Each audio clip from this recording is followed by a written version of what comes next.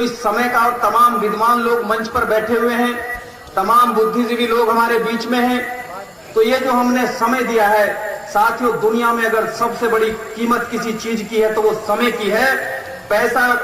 दुनिया के अंदर सब कुछ नहीं हो सकता, बहुत कुछ तो हो सकता है, लेकिन जो अपना समय खराब कर सकता है, समय कभी वापस नहीं आएगा। इसलिए हम लोग यहाँ इकट्ठा हुए हैं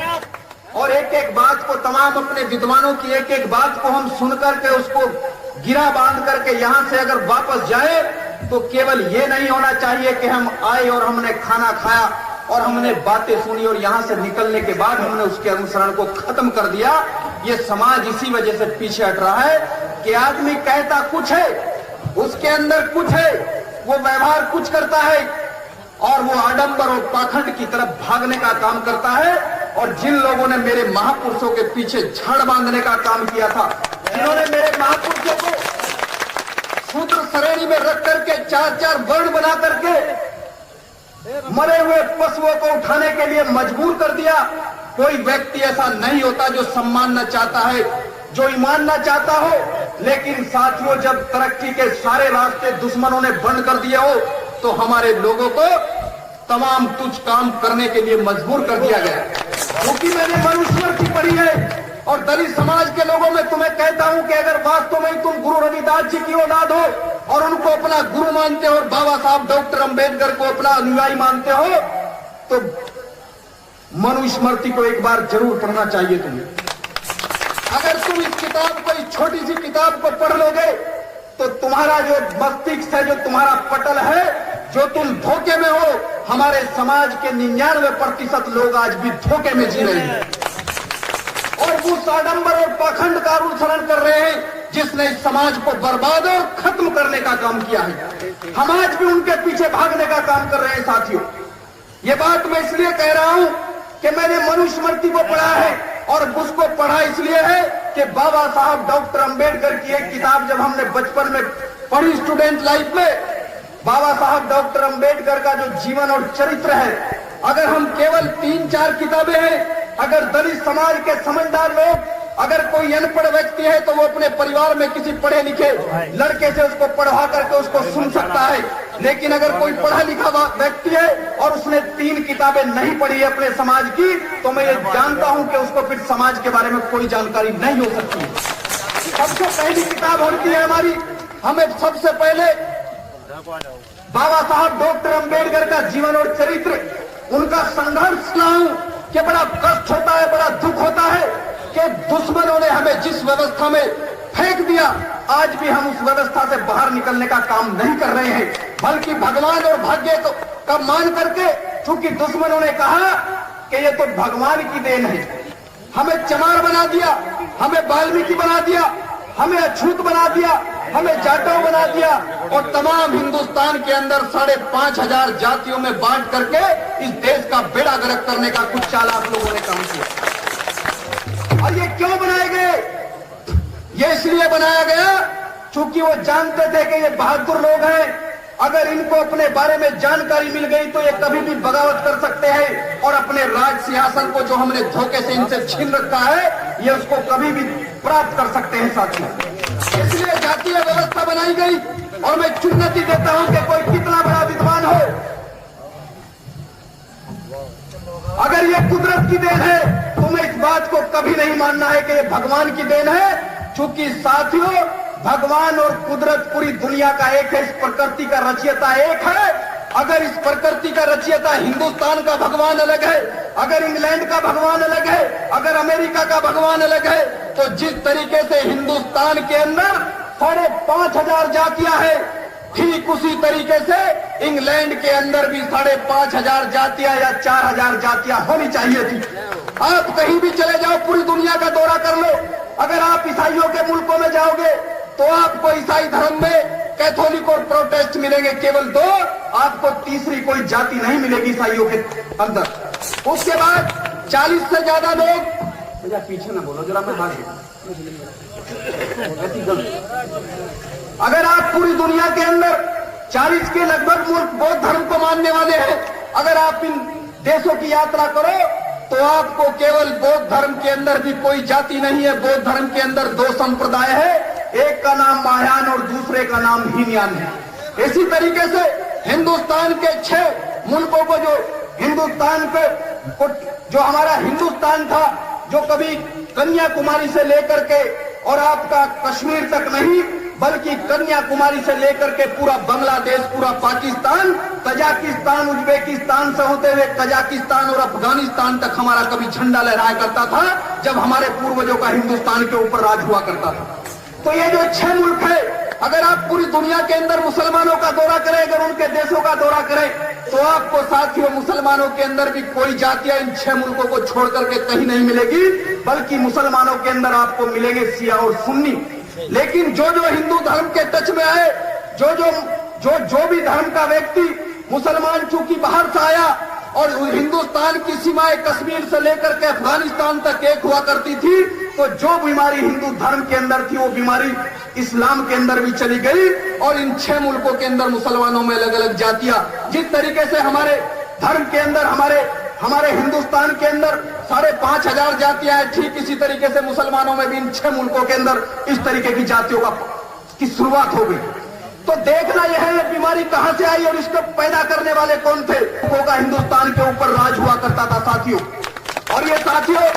सम्राट अशोक के पुत्र भरत रतन का धोखे से कत्ल करके पुष्यमित्र शुभ नाम के एक सेनापति ने हिंदुस्तान से हमारे धर्म का सफाया करने का काम किया और हमारी कौम को मिटाने का काम वहीं से शुरू हुआ। और उसके बाद साथियों, इन लोगों ने, चूंकि ये लोग मध्य एशिया से आए थे और मध्य एशिया से आए थे, ये जानते थे इस बात को, अगर हमने इनको इलाज, परमानेंट इलाज इस समाज के लोगों का नहीं किया तो ये बहादुर लोग हैं। चूंकि साथियों, आपको याद होगा कि कलिंग के युद्ध में हमारे महाराजा ने 2.5 लाख लोगों का कत्ल करके हिंदुस्तान की सीमाओं को बहुत आगे तक बढ़ाने का काम किया था। हमारे लोग बुज़दिल नहीं थे, बल्कि बहादुर लोग थे हमारे लोग साथियों। और हिंदुस्तान की सीमाओं के अंदर चाहे हूण हो, चाहे तुर्क हो, चाहे ईसाई हो, चाहे फारसी हो, जब तक हमारे समाज के लोगों का हिंदुस्तान के ऊपर राज रहा, कोई हिंदुस्तान की तरफ देखने का काम किसी ने करने का काम नहीं किया। अकेले कलिंग के युद्ध में 2.5 लाख से ज्यादा लोगों का कत्ल और गारत करने का काम कर दिया था।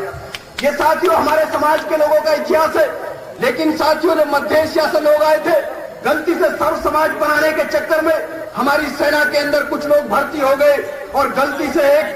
एक मध्य एशिया से आए हुए व्यक्ति को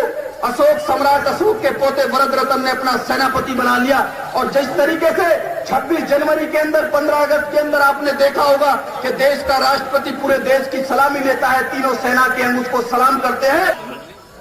बोधों का सर कत्ल करके महल के अंदर लेकर के आएगा, मैं सम्राट को आज खत्म कर दूंगा। और साथियों, उन्होंने सम्राट का कत्ल करके तमाम सेना को यह निर्देश दे दिया कि जाओ और बोधों का कत्ल गारत करके जो भी 50 लोगों का सर काट करके यहां लेकर के आएगा, मैं उसको 50 गांव की रियासत दे दूंगा। हिंदुस्तान के इतिहास में अगर रियासतों की परंपरा सबसे पहले कहीं पड़ी तो वहीं से शुरुआत हुई साथियों। और पूरी सेना निकल पड़ी और हमारे लोगों को कत्ल और गारत करने का काम किया। जो हमारी तक्षशिला और नालंदा नाम की 2 यूनिवर्सिटी थी, वो जानते थे कि ये इनके पढ़ाई के केंद्र है, अगर इनको ध्वस्त नहीं किया गया तो ये कभी भी सर उठा सकते हैं साथियों। इसलिए सबसे पहले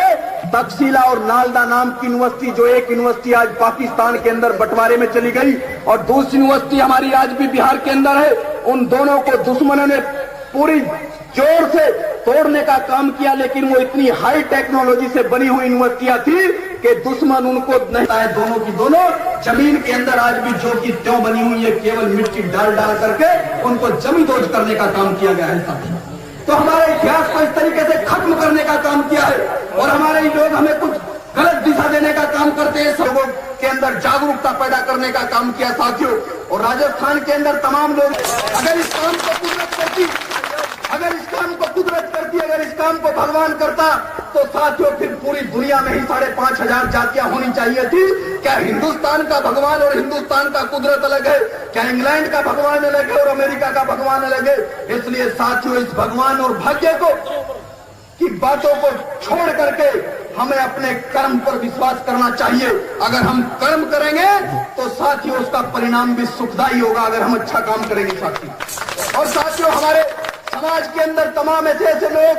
मैं धिक्कारता हूं ऐसे लोगों को कि जो अपने आप को ये कहते हैं कि हमारे से बड़ा कोई होशियार नहीं है, हमारे से बड़ा कोई शक्तिशाली नहीं है। उनको हिंदुस्तान के इतिहास के बारे में साथियों जानकारी नहीं है साथियों। ऐसे लोगों को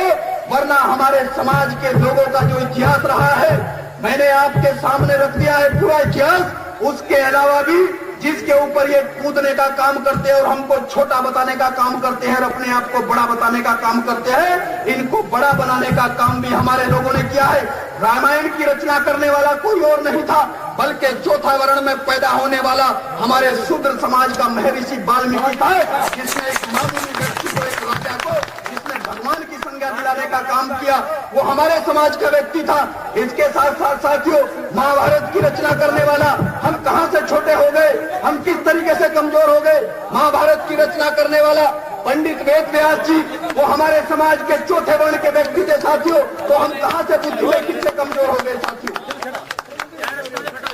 इसके अलावा आधुनिक भारत का सबसे बड़ा इतिहास, सबसे बड़ा संविधान, केवल हिंदुस्तान ही नहीं पूरी दुनिया का सबसे बड़ा संविधान लिखने वाला हमारे चौथे वर्ण में, हमारे बीच में पैदा होने वाले हमारे बाबा साहब डॉक्टर भीमराव अम्बेडकर और तमाम संत और गुरु, चाहे छत्रपति साहू जी महाराज हो, चाहे रामास्वामी पेरियार नायकर हो, चाहे संत शिरोमणि गुरु रविदास जी महाराज हो, चाहे हमारे तमाम रामानंद जी महाराज हो, तमाम हमारे समाज के अंदर संतों और गुरुओं का जन्म हुआ और ऐसे ऐसे लोगों का जन्म हुआ जिन्होंने साथियों केवल समाज के जीवन स्तर को ऊपर उठाने का काम किया, कभी धन दौलत में निपटने का काम नहीं किया साथियों। मैं आपको बताना चाहता हूं कि बाबा साहब डॉक्टर अम्बेडकर दुनिया के 6 विद्वानों में सर्वश्रेष्ठ विद्वान थे। अगर चाहते तो अपने जीते जी अंग्रेज उनका इतना सम्मान करते थे, पूरी दुनिया में उनका इतना सम्मान था कि अरबों रुपए की संपत्ति वो अपने जीते जी इकट्ठी कर सकती थी। लेकिन मेरे बाबा साहब डॉक्टर अम्बेडकर जब जो मानवता के लिए एक अवतार बनकर के धरती के ऊपर आए थे, जब इस दुनिया से विदा हुए तो साथियों बाबा साहब डॉक्टर अम्बेडकर लगभग 27,000 रुपए के कर्जबंद थे। उनके परिवार के लोगों का लगभग 27,000 रुपए उनकी तरफ कर्ज था, जो इस बात का प्रमाण है कि हमारे समाज के अंदर पैदा होने वाले संत, हमारे समाज के अंदर पैदा होने वाले महापुरुष पैसे और धन संपत्ति और पदों के पीछे नहीं भागते हैं, बल्कि लोगों के जीवन स्तर को उठाने के लिए वो संघर्ष करते हैं। किसी बैंक के अंदर बाबा साहब डॉक्टर अम्बेडकर का खाता तक नहीं था और दूसरे हमारे समाज के हमारे राजनीतिक गुरु पैदा हुए मान्यवर काशीराम साहब। साथियों मैं आपको बताना चाहता हूं कि जिस समय काशीराम जी दुनिया से विदा हुए, हिंदुस्तान को छोड़ दो पूरी दुनिया के अंदर उनके नाम से एक गज कहीं जमीन नहीं थी, किसी बैंक के अंदर उनका एक खाता नहीं था। वरना दुनिया भर के जिस नेता की पूंछ उठाओगे साथियों, आपको स्विस बैंकों में उनके खाते मिलेंगे। तो हमारे समाज के लोगों ने देने का काम किया। हमें अपने बहादुर तमाम इन लोगों से जो इस कार्यक्रम में मौजूद है कि लानत है हमें, इतने बड़े बड़े मसीहा और इतने बड़े बड़े संत हमारे समाज के अंदर पैदा हो गए और हम लोग उनका अनुसरण कर करके अपने दुश्मनों का, जिन्होंने हमें मिटाने का काम किया, हम आज भी उनके पीछे दौड़ने का काम कर रहे हैं, अपनी ताकत को पहचानने का काम नहीं कर रहे हैं। आज साथियों आज हिंदुस्तान को आजाद हुए 62 साल हो गए, लेकिन 62 साल की इस आजादी में मैं पूछना चाहता हूं अपने लोगों से कि साथियों जिस समय हिंदुस्तान आजाद हुआ, हमारे ज्यादातर भाई ये कहते हैं, मैं इस बात को मानता हूं कि कई हजार साल तक आपको गुलाम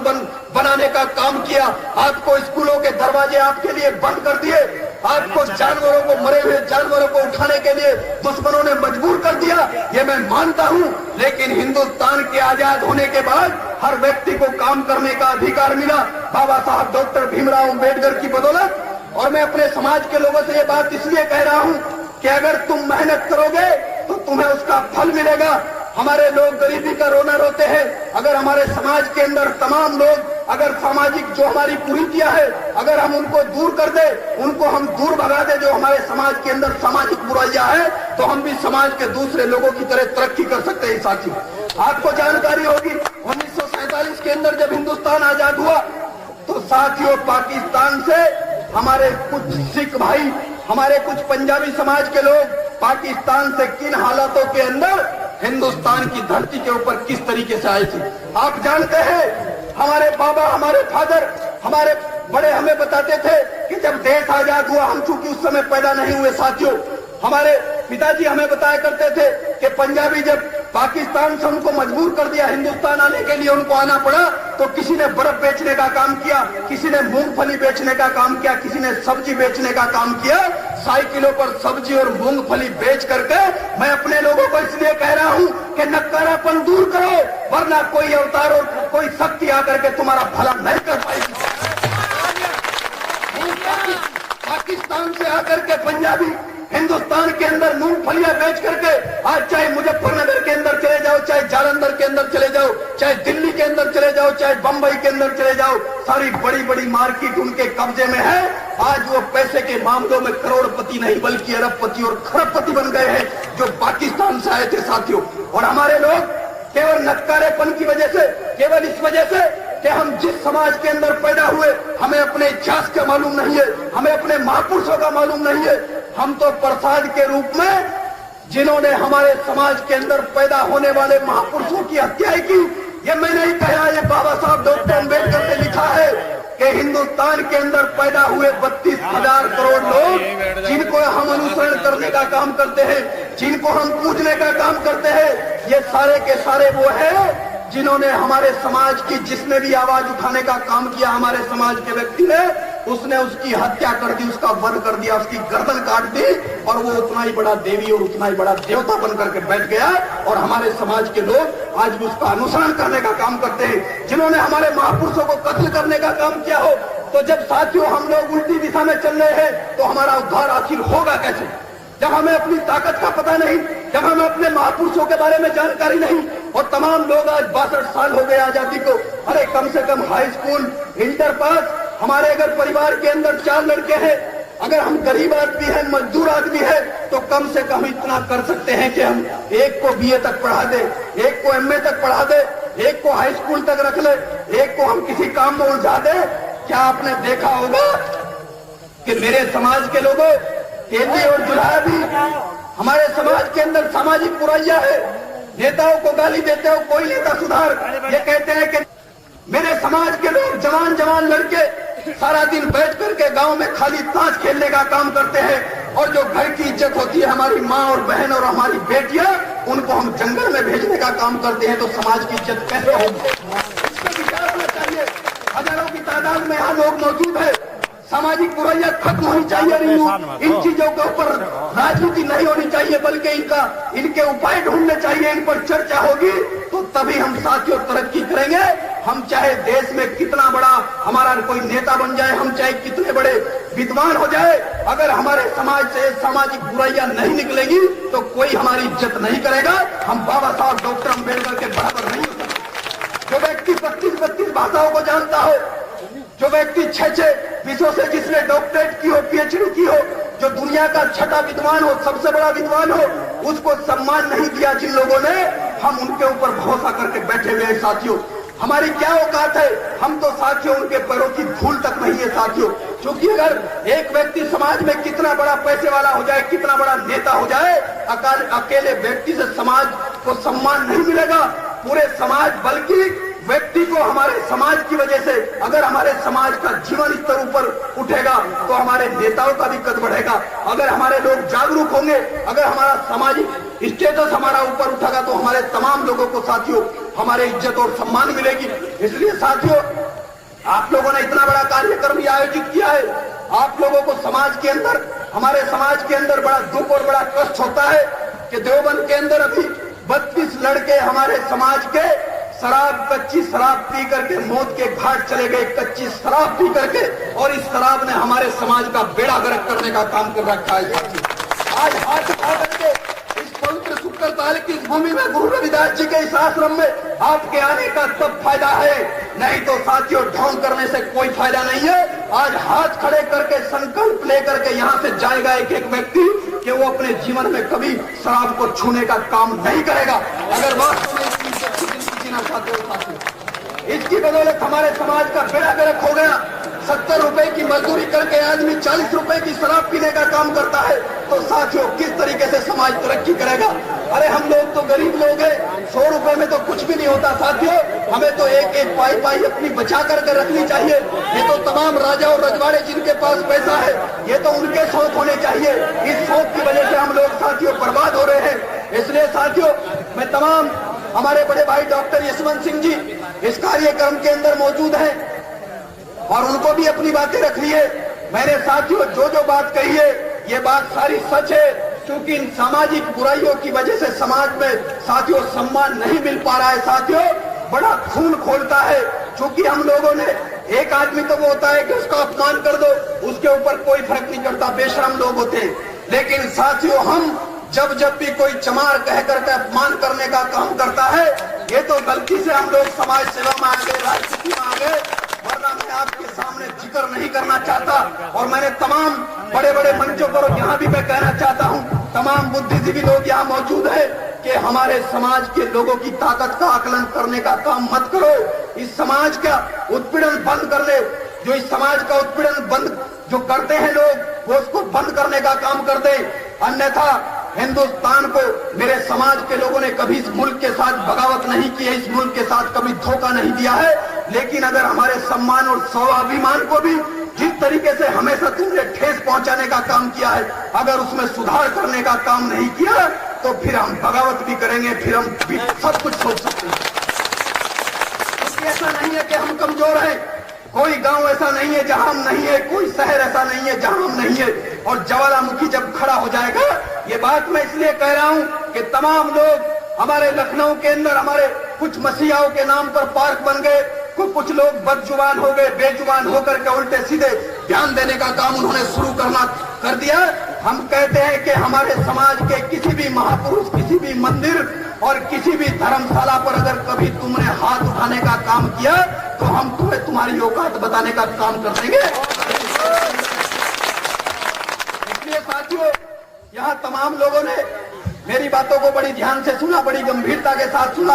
मैं मंच पर बैठे हुए सभी अपने समाज के, सभी अपने स्वामी जी, जो हमारे तमाम बुद्धिजीवी लोग, जो हमारे महाराज जी समाज को जागरूक करने का काम कर रहे हैं, उन सब लोगों का यहाँ शुक्रिया अदा करते हुए, धन्यवाद अदा करते हुए, और तमाम इस कार्यक्रम में उपस्थित हमारे समाज के सभी